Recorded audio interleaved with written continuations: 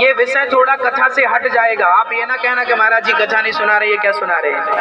हमें तो सब प्रकार से आपको समझाना होता है, सब दिशाओं में बातें करनी होती हैं। और ये बातें शास्त्रों की भगवान कृष्ण एक सूत्र दे रहे हैं। भगवान कृष्ण कह रहे हैं कि देवियों, तुम अपने पति को, अपने परिवार को छोड़कर आई हो, कभी भी नारी को अपने पति का त्याग नहीं करना चाहिए। ये बात रामचरितमानस में भी लिखी है कि एक ही धर्म एक व्रत नेमा और काय वचन मम पति पद प्रेमा। नारी का एक ही धर्म है मेरी माँ। कौन सा धर्म है नारी का? बोलो बोलो, नारी का धर्म क्या है?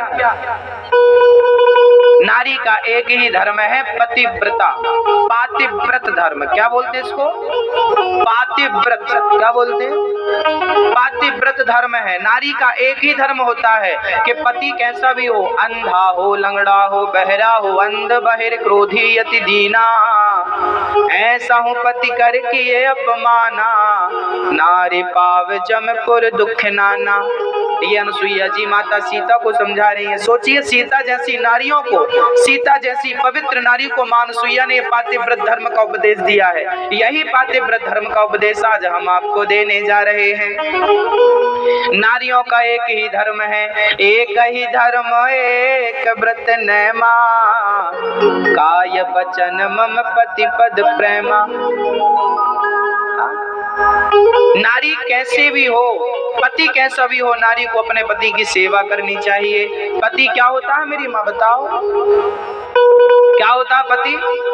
हमारे भारत की नारियां पति को किस रूप में देखती हैं? बोलो मेरी माँ। परमेश्वर, भगवान।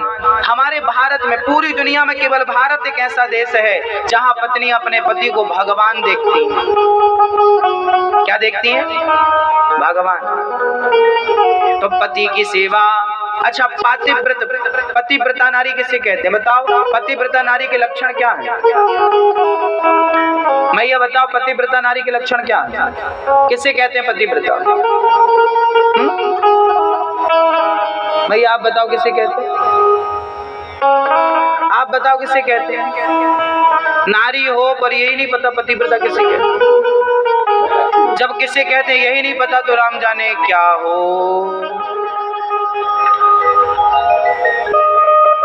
क्या हो। पतिव्रता नारी कौन? सुनिएगा।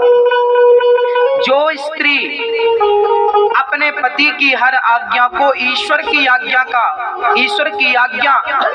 मानकर उसका पालन करे, वो पतिव्रता। जो नारी अपने पति के सो जाने के बाद सोए और जागने के पहले जाग जाए, जो पत्नी पति के भोजन कराने के बाद भोजन करे, जो नारी पति को परमात्मा के रूप में देखती हुई उसकी हर आज्ञा का पालन करे, उसी का नाम पतिव्रता नारी होता, वही पतिव्रता नारी है। जो नारी स्वप्न में भी अपने पति के सिवा पर पुरुष का चिंतन ना करे, उसे पतिव्रता नारी कहते हैं। जो नारी सपने में भी पराये पुरुष का चिंतन ना करे, उसे क्या कहते हैं? पतिव्रता। स्वप्न में भी कोई पुरुष ना आए, उसे पतिव्रता कहते हैं। जो नारी पराये मर्द को पिता के रूप में देखती हो, बराबर का है तो भाई के रूप में देखती हो, और उम्र में छोटा है तो पुत्र के रूप में देखती हो, जो हर पुरुष को पिता, पुत्र या भाई की दृष्टि से देखती हो और अपने पति को परमेश्वर की दृष्टि से देखती हो, वही नारी पतिव्रता नारी है। हाँ, नारियों का जिन नारियों के पति होते हैं ना, वो नारी बड़ी भाग्यशाली होती है। माथे का सिंदूर आपकी शोभा है। आजकल तो हमारी माताएं सिंदूर लगाती नहीं, घिस लेती हैं। सारी संस्कृति तबाह कर दी लोगों ने। माता सीता मांग में सिंदूर भर रही थी। हनुमान जी ने कहा, माँ क्या कर रही हो? हनुमान जी ने कहा, माँ क्या कर रही हो? सीता माँ बोली कि बेटा मैं मांग में सिंदूर भर रही हूँ। क्यों माँ? बोले सिंदूर लगाने से आपके राम की आयु लंबी हो जाएगी। हनुमान जी ने कहा, यदि इतना सा सिंदूर लगाने से मेरे राम की आयु लंबी हो रही है तो आज से मैं पूरे शरीर में सिंदूर रमाऊंगा। तब से हनुमान जी को सिंदूर चढ़ने लगा। यहाँ हनुमान जी पूरे शरीर में लपेट रहे हैं और हमारी माताओं को मांग भरने में शर्म आ रही है। देखो आप गिन लो यहाँ कितनों के मांग में सिंदूर है। है ही नहीं, कुछ माताओं के सिर पे है ही नहीं, कुछ माओं के है तो मैं उन्हें प्रणाम करता हूँ। कई माताएं तो यहाँ घिस के और ऐसा बाल से ढक लेती हैं, कोई देख ना ले कि हमारी शादी हो गई है। जब कोई देख ना ले शादी हो गई, हेलो मोथो, जब कोई देख ना ले शादी हो गई तो करी क्यों शादी? सुपड़खा भी बिल्कुल आपकी तरह थी, वो भी शादी करने के बाद भी कहा करती थी, राम के पास गई तो सुपड़खा ने कहा तो सम पुरुष नमो सम नारी और यह संयोग विधि रचा विचारी। राम जी ने कहा तुम्हारी शादी हो गई? बोले नहीं, जबकि शादी हो चुकी थी। सुपड़खा की शादी हो चुकी थी, पति का नाम था विद्युत जिह्वा। सुपड़खा के पति का नाम था विद्युत जिह्वा, शादी हो चुकी थी। पूछा गया शादी हो गई? मना कर दिया, नहीं हुई। आज भी शादी के बाद हमारी कुछ बहनें चूड़ियां नहीं पहनती, मंगलसूत्र नहीं पहनती, शर्म आती है। ये सब सुपड़खा की भांजी भतीजियां हैं, ये सब सुपड़खा की वंशज हैं, उसके वंश परंपरा को आगे बढ़ा रही हैं। तो आपके यहाँ भी सुपड़खाएं हो सकती हैं, बहुत है। और ये सुपड़खाएं पैदा किन से हो रही हैं? केवल माओ की लापरवाही से। यदि आपने अपनी बेटियों को सही संस्कार दिए होते कि बेटा ये चूड़ी जो होती है ना, सौभाग्यवती नारी का आभूषण होती है, जब तक नारी का पति जिंदा होता है नारी के हाथ से कभी चूड़ियां नहीं उतरती। आजकल फैशन में चूड़ियां उतार के घूमती हैं। जब तक पति जिंदा होता है तो मांग सूनी नहीं होती, जब तक पति जिंदा होता है गले का मंगलसूत्र नहीं उतरता, पांव में हमेशा माहौर रहता है। सारी हिंदुस्तान की सनातन परंपराओं को मिटा दिया और बेटियां बिना चूड़ी के घूम रही हैं, मम्मी को कोई फर्क नहीं पड़ता। आप तो माँ हो, आप तो समझा सकती हो कि बेटा ये गलत है। हाँ, मांग भरना क्या गलत है मेरी माँ? अरे ये तो सौभाग्य है आपका कि मांग में सिंदूर है। हमारे यहाँ तो कहते हैं कि भगवान दुश्मन की बेटी का भी माथा खाली ना रखे, दुश्मन की बेटी का भी हाथ कभी खाली ना रहे। ऐसा हमारे यहाँ कहते हैं कि दुश्मन की बेटी का भी हाथ खाली ना रहे, और आजकल हाथ खाली करके घूमती है। क्या कहे हम? ये पति क्या है वो जरा समझिएगा। सीता माँ ने कभी किसी देवी और देवता की पूजा नहीं करी मेरी माँ। सत्य माता सीता ने किसकी पूजा की है? राम की। चलिए माता सीता को थोड़ी देर के लिए आप कहिए माता अनुसुईया, बोलो एक बार माँ अनुसुईया। माता अनुसुईया के पति का नाम था, क्या नाम था? क्या नाम था? बोलो। देखो भारत की माताओं को ये दुनिया की सबसे बड़ी पतिव्रता नारी के पति का नाम नहीं जानती। क्या नाम था? पूछ लो पड़ोसन से। मैया क्या नाम था? अत्रि। याद रखना, भूल ना जाना। क्या नाम था? अत्रि मुनि। अत्रि मुनि के आश्रम में चित्रकूट में रहा करते थे अत्रि जी, वहां अनुसुईया जी रहा करती थी। एक बार ब्रह्मा, विष्णु और महेश, एक बार नारद जी ने माँ लक्ष्मी से कहा, लक्ष्मी माँ ने कहा नारद जी मेरे जैसी कोई पतिव्रता है क्या? नारद जी बोले आप तो कुछ भी नहीं हो अनुसुईया माँ के सामने। सरस्वती माँ के पास गए, मेरे जैसी पतिव्रता कोई है नारद जी? नारद जी बोले आप तो कुछ भी नहीं हो माता अनुसुईया के सामने।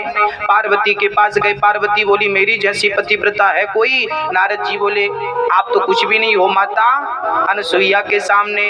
अब तीनों ने अपने अपने पतियों से कहा जरा जाके देखो ये अनुसुईया कौन है, हमसे भी बड़ी पतिव्रता हो सकती है क्या? हम तो सबसे बड़ी है।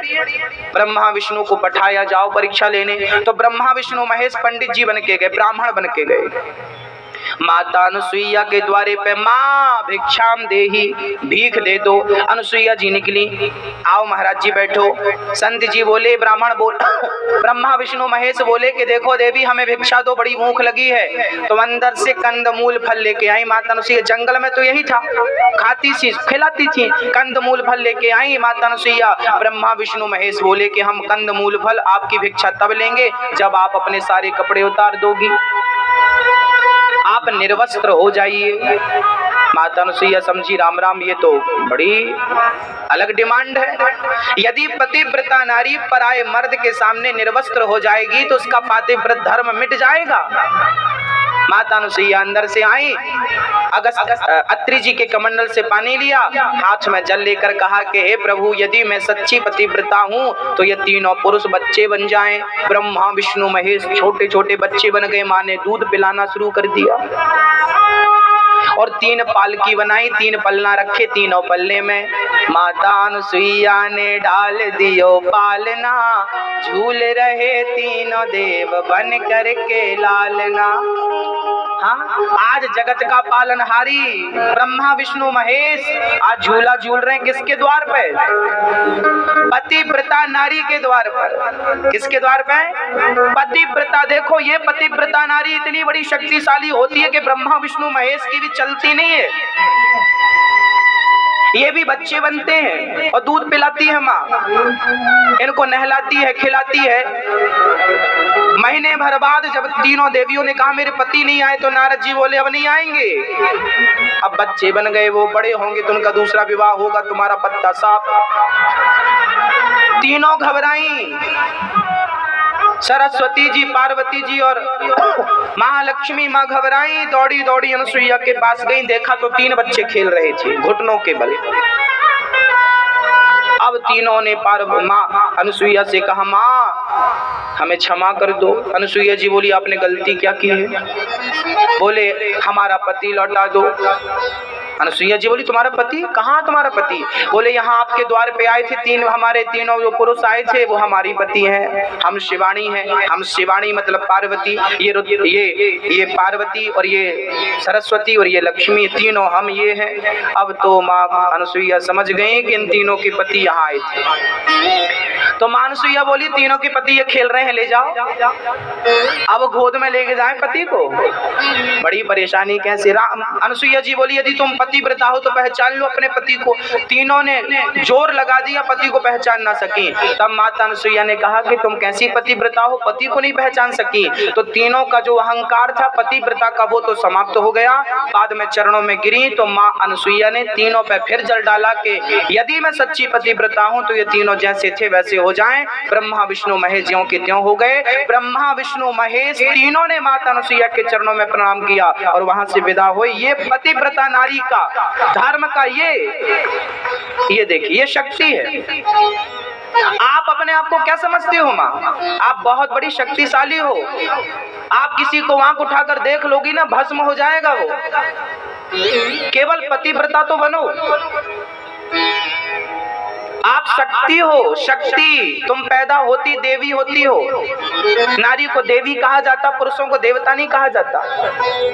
आप देवी हो, बस अपने चरित्र का ख्याल रखो, अपने स्वाभिमान का ख्याल रखो, अपने अस्तित्व को बचा के रखो, फिर देखो हाँ क्या हो। आप भूल चुकी हो आप क्या हो। हाँ, नारी के लिए पति क्या होता है जरा समझते हैं। बिन परमेश्वर सोना मंदिर, बिंदिया बिना लार सोना, पति बिना संसार। जैसे मंदिर में मूर्ति के बिना मंदिर सोना है। ये मांग नहीं है दीदी, ये तो सड़क है, वो भी ट्रकों वाली। तेरा दिया हुआ मेथी दाने वाला तेल ही तो लगा रही हूँ। अरे वो छोड़ो ना, ये ले लो, लेटेस्ट सीरम है।